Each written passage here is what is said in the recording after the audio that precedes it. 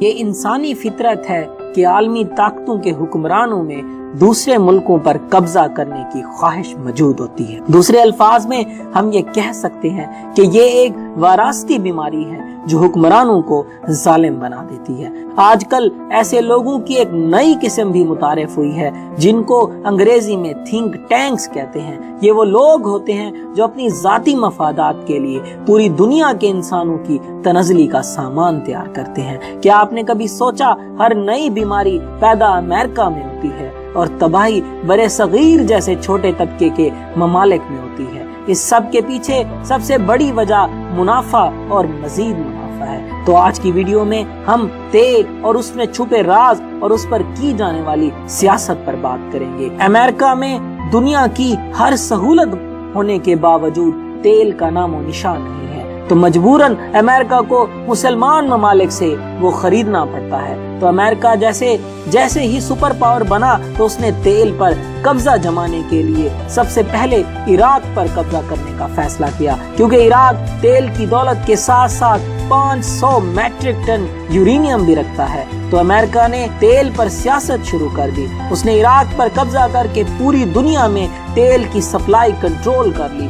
دولت کی ریل تیل امریکہ میں ہونے لگی۔ اس طرح امریکہ کی حالت جنگ میں ہونے کے باوجود ڈالر کو کیسے مستحکم رکھ لیتا ہے، کیونکہ اس دنیا کا جو بھی ملک ہے اسے تیل کی ضرورت ہوتی ہے تو مجبوراً اس کو امریکہ سے لینا پڑتا ہے، کیونکہ ہمارے مسلمان حکمران کنوؤں کے مالک ہونے کے باوجود عیاشی پر زور دیتے ہیں۔ کاروبار ان کی سوچ میں شامل ہی نہیں ہے۔ عراق پر امریکہ کا قبضہ بالکل ایسے تھا جیسے کسی کو سونا دینے والی مرغی مل گئی ہو۔ اب سوال یہ پیدا ہوتا ہے کہ افغان جنگ کیوں شروع کی گئی؟ جیسا کہ پورے جسم میں انرجی کی منتقلی کے لیے خون کی گردش کی جاتی ہے، بالکل اسی طرح پوری دنیا میں انرجی کی منتقلی کے لیے بجلی کی صورت میں انرجی ایک جگہ سے دوسری جگہ بھی بھیجی جا سکتی ہے۔ اس مقصد کے لیے کاپر سے بہتر کوئی تار ہو ہی نہیں سکتی۔ تو یہ بات پوری دنیا مانتی ہے کہ افغانستان اور بلوچستان میں دنیا کے بہترین کاپر کے ذخائر موجود ہیں، اور اس کو پوری دنیا میں تجارت کے مقصد کے لیے منتقل کرنا بھی آسان ہے، کیونکہ گوادر پورٹ بہت ہی نزدیک ہے۔ تو بھارت، امریکہ سمیت دنیا بھر کے دوسرے تمام ممالک ہمیشہ سے اس قیمتی ذخائر کے حصول کے لیے سیاست کرتے آ رہے ہیں۔ کبھی جنگ، کبھی بلوچستان کو محرومیوں کا تانا، ان سب کی آڑ میں ان کا مقصد بلوچستان کو پاکستان سے الگ کرنا اور پھر اس کے ذخائر پر قبضہ کرنا ہے۔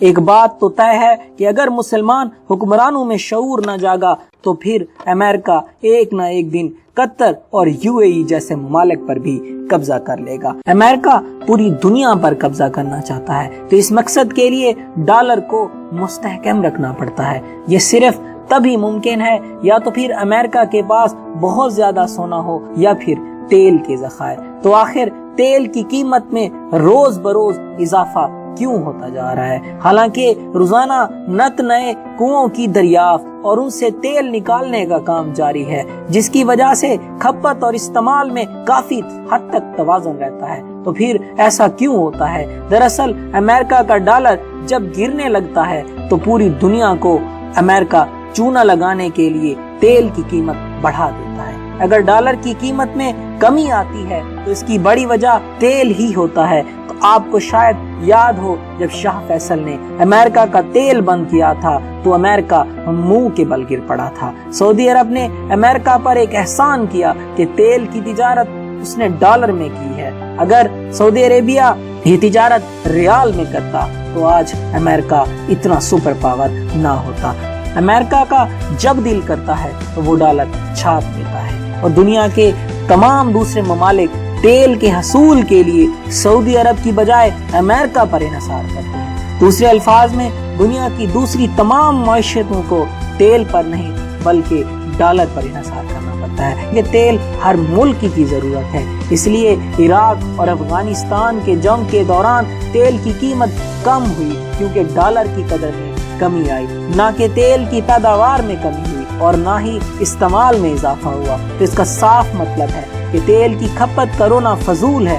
دراصل یہ امریکہ ہی ہوتا ہے जब चाहे तेल की कीमत बढ़ा सकता है और जब चाहे तेल की कीमत कम कर सकता है। अब सऊदी अरेबिया को अपना तेल डॉलरों में बेचना पड़ता है। इसका मतलब यह है कि सऊदी अरब की अपनी करेंसी की कोई वैल्यू नहीं, ये भी सिर्फ अमेरिका ही की साजिश है। तो मैं दरअसल यूं कहूं कि ये अमेरिका का अपना ही इलाका है। अमेरिका कभी भी सऊदी अरब पर हमला नहीं करेगा। अगर ऐसा हुआ भी तो ना रहेगा बांस न बजेगी बांसुरी। अमेरिका कभी भी अपनी सोने की चिड़िया नहीं मारेगा। ये एक सर्द जंग है जो न जाने कब से जारी है, जो तेल के हसूल के लिए लड़ी जा रही है। ये तभी खत्म होगी जब लोग तेल की बजाय किसी और जरिए से एनर्जी हासिल करेंगे। आखिर में मैं बस एक बात कहूंगा कि तेल हम मुसलमानों की सरजमीन से निकलता है और पिस भी हम खुद रहे हैं। ये एक लम्हा फिक्रिया है। अल्लाह ताला से दुआ है कि अल्लाह ताला मुसलमानों का हामी और नासिर हो। अगर ये मेरी वीडियो अच्छी लगे